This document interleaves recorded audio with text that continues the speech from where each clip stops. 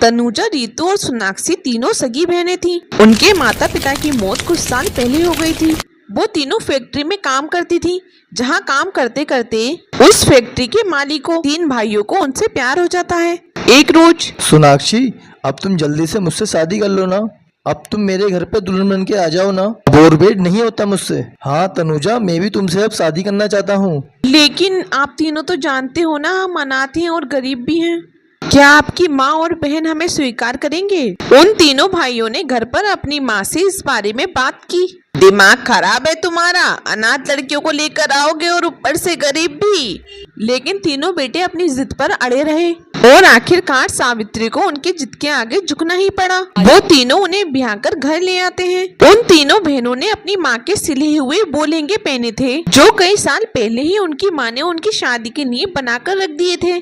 फिर गृह प्रवेश के दौरान पड़ोसन सावित्री से, सावित्री, तेरी तीनों बहुएं ना बहुत ही सुंदर हैं। भले ही गरीब हैं, अनाथ हैं, एक एक जोड़े में ही आ गई हो। तो क्या मेरे बेटे इन तीनों से कम हैं? भाग्य तो इन तीनों के खुले हैं मेरे बेटों से शादी करके। ऊपर से हमने इन तीनों से कोई दहेज भी नहीं लिया, बस एक ही जोड़ी इन शादी के लहंगे में आई है। और क्या लाई है अपने साथ? अच्छा, अब बस भी कर, सारी छली कटी आज ही सुना देगी क्या? अरे आगे के लिए भी तो कुछ बचा के रख। सावित्री अपने बेटों के खातिर उन तीनों गरीब बहनों को अपनी बहू बनाकर ले तो आती है, लेकिन वो तीनों उसे फूटी आंख नहीं सुहाती। वो बेमन से उन तीनों का गृह प्रवेश करती है और अंदर आते ही उन तीनों से बोलती है, अब तुम तीनों बहुएं जल्दी से जाकर अपने कपड़े बदल लो। उसके बाद बड़ी बहू तनुजा, तुम रसोई में जाकर हमारे लिए चाय बना कर ले आओ। आज तो मैं पूरी तरह थक गई हूँ। और मंजली बहू रेनू, तू जाकर कपड़े धो दे। और सबसे छोटी, क्या नाम है तेरा? हाँ सोनाक्षी, तू जाकर घर की साफ सफाई कर ले। ये क्या सावित्री, तूने तो आते ही तीनों को काम पर लगा दिया। अरे एक दिन तो आराम करने देती। माँ से बिल्कुल ठीक कह रही हैं। अरे वाह भैया, अभी तो भाभीियों ने घर में सिर्फ कदम ही रखा है, लेकिन आप तो आते ही उनके गुलाम बन गए। संगीता, ये क्या तरीका है बड़ों से बात करने का? चुप करो तुम, ठीक ही तो कह रही है वो। तुम तो आते ही बीबियों के पल्लू से बन गए। और क्यों ना लूं मैं इनसे काम?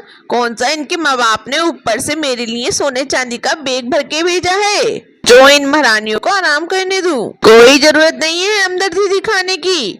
और तुम यहाँ खड़े खड़े क्या सुन रही हो? जाओ, जो काम कहा है जाके करो। तीनों बहुएं अपने अपने लहंगे उतारकर दूसरे कपड़े पहन लेती हैं और उन लहंगों को अलमारी में रख देती हैं। कुछ देर बाद तनुजा सबको चाय बना कर देती है। वाह बहू, चाय तो अच्छी बना ली है। क्या खाक अच्छी बनी है? न ठीक से दूध डाला है और न ढंग से खोलने दी है।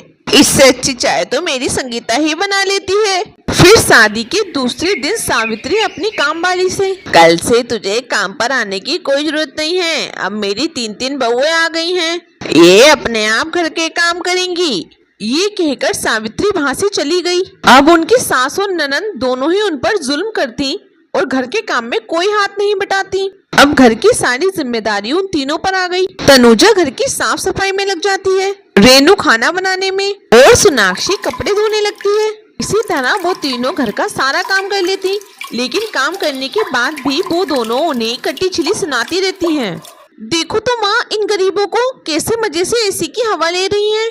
अपनी तो झोपड़ी में इन्हें पंखा भी नसीब नहीं होता होगा, लेकिन यहाँ आकर इन्हें इतना ऐशो आराम मिल रहा है ना, इसलिए इनका इतना दिमाग चढ़ गया है। वो तीनों अपनी सास की बातें सुनकर कमरे में जाकर रोने लगती हैं। सारा दिन घर का काम करते हैं, हर चीज उनके हाथ पर लाकर देते हैं, लेकिन फिर भी माँ जी है कि ताना देना नहीं छोड़ती। सोचा था जो माँ का प्यार मेके में अधूरा ले गया, वो ससुराल जाके अपनी सास से मिलेगा, लेकिन यहाँ तो माँ जी हमें देखना भी पसंद नहीं करती। जो हमारी किस्मत में लिखा होता है ना, वही होता है। अब हम गरीब हैं तो इसमें हमारा क्या कसूर? माँ के दिए वो लहंगे जो उन्होंने कई साल पहले ही बनाकर हमारे लिए उस बक्से में रख दिए थे, आज भी जब उन लहंगों को देखती हूँ तो माँ की बहुत याद आती है। वो तीनों अलमारी से अपने अपने लहंगों को निकाल सीने से लगाकर रोने लगती हैं। रोते हुए उनके आंसुओं की बूंदें उन लहंगों पर गिर जाती हैं, जिसके बाद उनमें से एक लहंगा हीरे का, एक सोने का और एक चांदी का बन जाता है। ये देख वो तीनों हैरान रह जाती हैं। ये कैसे हुआ? हमारा साधारण लहंगा हीरे चांदी और सोने का कैसे बन गया? ये तो मेरी समझ में भी नहीं आ रहा सोनाक्षी। दीदी मुझे तो डर लग रहा है, यहाँ कोई भूत प्रेत तो नहीं है। तभी उन जादुई लहंगों से एक आवाज आती है, हम तीनों जादू ही लहंगे हैं, तुम हमसे जो भी मांगोगी वो तुम्हें सब मिलेगा। लेकिन ये सब कैसे हुआ? तुम जादुई कैसे बन गए? एक रोज तुम्हारी माँ ने एक भूखे बाबा को रोटी खाने को दी थी और खुद सारा दिन भूखी रही। ये देख अगले दिन उस बाबा ने एक जादुई धागा देते हुए तुम्हारी माँ से कहा, बेटी इससे तुम अपनी तीनों बेटियों के लिए शादी का जोड़ा बनाना। जिस दिन वो दुख में होंगी और उनकी आंसुओं की बूंदें इस पे गिरेंगी, उस दिन से उनके सारे दुख दूर हो जाएंगे। और आज तुम्हारे आंसू हमारे ऊपर गिरने से हम जादुई हो गए। ये सुनकर तीनों बहुत खुश होती हैं। लेकिन तनुजा उसे आजमाने के लिए कहती है, अच्छा ऐसे ही कैसे तुम्हारी बातों पे हम यकीन कर लें? अच्छा अगर ऐसा ही है तो मेरा पिज्जा खाने का बहुत मन है। क्या तुम अपने जादू से हमें पिज्जा दे सकते हो? और कोल्ड ड्रिंक भी। बस इतनी सी बात, लो अभी लो। पल भर में ही उनके सामने पिज्जा और कोल्ड ड्रिंक प्रकट हो जाती हैं। तीनों बहनें खुश हो जाती हैं। एक रोज उनकी सास और ननंद शॉपिंग पर जा रही होती हैं। हम दोनों मॉल जा रहे हैं शॉपिंग करने, आने में देर हो जाएगी, तब तक तुम सारा काम करके रखना, समझी? और हाँ, बाजार से जाकर सब्जियां भी ले आना। जी ठीक है माँ जी। ए मेरे जादुई लहंगे, जा जा जल्दी से जाकर घर की सारी साफ सफाई कर दे। और तू मेरे जादुई लहंगे जल्दी से कपड़े और बर्तन धो दे। और तुम मेरे जादुई लहंगे, तुम जल्दी से स्वादिष्ट खाना बना दो। और हाँ, ढेर सारी सब्जियां भी प्रकट कर दो। उन तीनों के ऐसा कहते ही झट से वो जादुई लहंगे घर का सारा काम कर देते हैं। 3 घंटे बाद उनकी सास और ननंद घर आ जाती हैं। एक रोज चोर चोरी के इरादे से उनके घर में आ जाते हैं और अंदर घुसते ही तिजोरी को अपने सातिर दिमाग से खोल लेते हैं। उनकी आवाज सुनते ही सावित्री और संगीता जाग जाती हैं। तभी वो दोनों जोर जोर से चिल्लाने लगती हैं, ए जादुई लहंगे जल्दी से आओ, अपना कमाल दिखाओ और इन चोरों से हम सबको बचाओ। तीनों जादुई लहंगे अलमारी से निकलकर बाहर आते हैं और उन तीनों की खूब पिटाई करते हैं। पुलिस उन्हें पकड़ कर ले जाती है। अपनी तीनों बहुओं की हिम्मत देख सावित्री और संगीता को अपनी गलती का एहसास होता है। तीनों बहुएं उन्हें सारी बात बताती हैं, जिसे सुनकर वो सब बहुत खुश होते हैं। अब वो सब एक साथ खुशी खुशी रहते हैं। चैनल पे नए हैं तो वीडियो को लाइक करें और चैनल को सब्सक्राइब करें और कमेंट करके हमें जरूर बताएं कि आपको हमारी वीडियो कैसी लगी।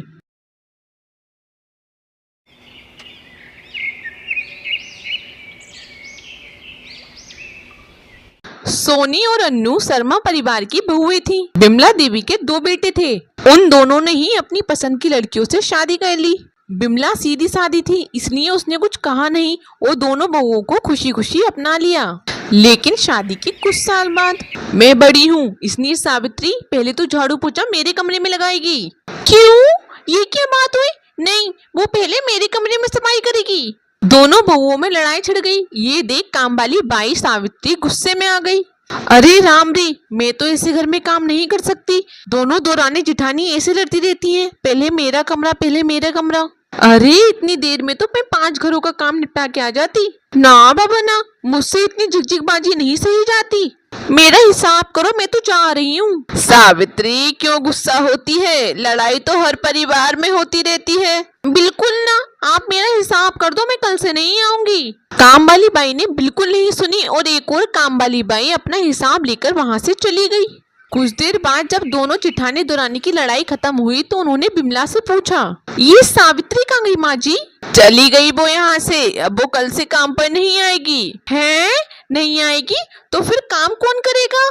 घर तो घर की लक्ष्मी यानी कि बहुएं ही संभालती है ना बेटा। और वैसे भी तुम तो 2 जन हो, दोनों मिलकर काम करोगे तो जल्दी हो जाएगा और फिर इस काम वाली के नखरे भी नहीं सहने पड़ेंगे।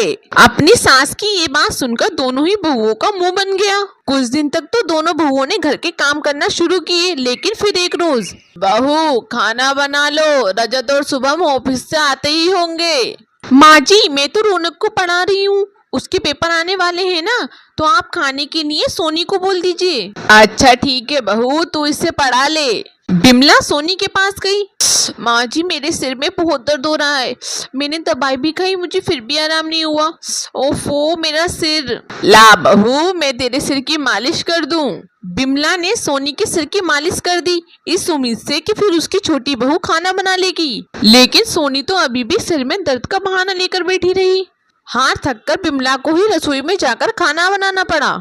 चलो अच्छा है गई बुढ़िया, अब मैं आराम से बैठकर अपनी रील्स बनाऊंगी। उधर अन्नू का हाल भी कुछ ऐसा ही था। ए रौनक चल तू गेम खेल ले, और सुन मैं हेडफोन लगाकर गाने सुन रही हूँ, तू ना मुझे डिस्टर्ब मत करना। फिर कुछ देर बाद जब रजत काम से लौटा। अरे माँ खाना बन गया क्या? और तुम ये रसोई में क्या कर रही हो? अनु और सोनी कहाँ है? बेटा बड़ी बहू रौनक को पढ़ा रही है और सोनी के सर में दर्द है, इसलिए मैंने सोचा मैं ही खाना बना दूं। रजत अपने कमरे में जाता है तो देखता है कि रौनक खेल रहा है और अनु आराम से गाने सुन रही है। ये क्या अन्नू, तुम यहाँ आराम से बैठी हो और वहाँ माँ खाना बना रही हैं? अच्छा तो आते ही माँ जी ने तुम्हारे कान भर दिए। उधर शुभम भी सोनी से यही कह रहा था। मेरी बूढ़ी माँ बेचारी गर्मी में रसोई में खाना बना रही है और तुम यहाँ आराम से रील्स पे रील्स बना रही हो। है तो क्या हो गया, और वो अभी इतनी बूढ़ी भी नहीं है, हाथ पैर सही सलामत तो हैं। 4 रोटी सेकने से घिस थोड़ी न जाएंगी। सोनी और अनु अपनी पतियों की बातों को इग्नोर करती हैं। फिर बिमला सबको खाना बनाकर खिलाती और परोसती है, जिसके बाद बर्तनों का ढेर इकट्ठा हो जाता है। लगता है बड़ी बहू अभी तक बच्चों को पढ़ा रही है और सोनी को भी शायद अभी आराम नहीं मिला। कोई बात नहीं, तब तक मैं ही बर्तन धो देती हूँ। बिमला खाना खाने के बाद बर्तन भी धो देती है। सारा काम होने के बाद दोनों बहुएं कमरे से बाहर आती हैं और आराम से टेबल पर बैठकर खाना खाती हैं। अब वो दोनों कोई न कोई बहाना बनाकर काम से बचती रहती हैं। अब सारा काम अकेले बिमला को ही करना पड़ता। छुट्टी वाले दिन अपने पतियों को दिखाने के लिए वो दोनों थोड़ा बहुत काम कर भी देती थी, लेकिन बाकी दिन तो बस आराम ही करती। ऐसे ही एक रोज, माँ जी मैं जरा बाजार जा रही हूँ, वो कमरे के लिए पर्दे लेने हैं ना, तो इसलिए आने में थोड़ी देर हो जाएगी, तब तक आप घर संभाल लीजिएगा। अनु बाजार जाने के बहाने से घर से निकल जाती है, लेकिन वो फिर सीधा मॉल पहुँचती है और अपनी सहेलियों के साथ मूवी देखने बैठ जाती है। ऐसे ही सोनी भी बहाना बनाती है। अच्छा खुद तो काम से बचकर निकल गई और मुझे यहाँ फंसा गई।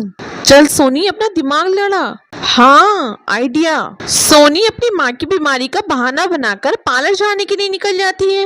वो सारा दिन पार्लर में आराम से बॉडी मसाज करवाती है। ओए होए होए, आहा कितना मजा आ रहा है। सारा दिन घर में आराम करते करते मेरी बॉडी कितनी दुखने लगी थी। दोनों बहुएं आराम से मजा कर रही थी, वही बूढ़ी बिमला घर का सारा काम अकेले कर रही थी, साथ ही अपनी बड़ी बहू के बच्चे को भी देख रही थी। जब कपड़े धोकर बिमला छत से कपड़े डालकर नीचे आ रही थी, तो उसे कमजोरी के कारण अचानक चक्कर आ गए और वो सीढ़ियों से नीचे गिर गई। उसके सिर से खून बहने लगा। रौनक ने जब अपनी दादी को ऐसे देखा तो उसने अपने पापा और चाचा को फोन कर दिया। दोनों बेटे घर पहुंचे और जल्दी से अपनी माँ को लेकर अस्पताल गए। उधर दोनों बहुएं जब शाम को अपने घर लौटी तो रौनक ने उन्हें सारी बात बताई। दोनों भागकर अस्पताल गए, जहां उनके पतियों ने उनसे पूछा कि तुम दोनों कहाँ थीं। इस पर दोनों ने फिर झूठ कहा। फिर रौनक ने गुस्से में कहा, ये दोनों झूठ बोल रही है पापा, मेरे दोस्त अंश का फोन आया था, उसने बताया मेरी मम्मी उसकी मम्मी के साथ मूवी देखने गई हैं और सोनी चाची को मैंने फोन पर पार्लर जाने की बात कहते हुए सुना था। पापा चाचा आपके जाने के बाद घर का सारा काम दादी ही करती हैं, ये दोनों तो बस आराम करती रहती हैं। ये सुनकर दोनों भाइयों को बहुत गुस्सा आता है और वो अपनी अपनी पत्नियों को अस्पताल में ही जोरदार चांटा मारते हैं। उन दोनों बहुओं को अपनी गलती का एहसास हो जाता है और वो सबसे अपने किए की माफी मांगती हैं। 2 दिन बाद बिमला घर आ जाती है। दोनों बहुएं उसकी अच्छे से खूब देखभाल करती हैं, साथ ही घर का सारा काम भी अब वो दोनों मिलकर खुशी खुशी से करती हैं।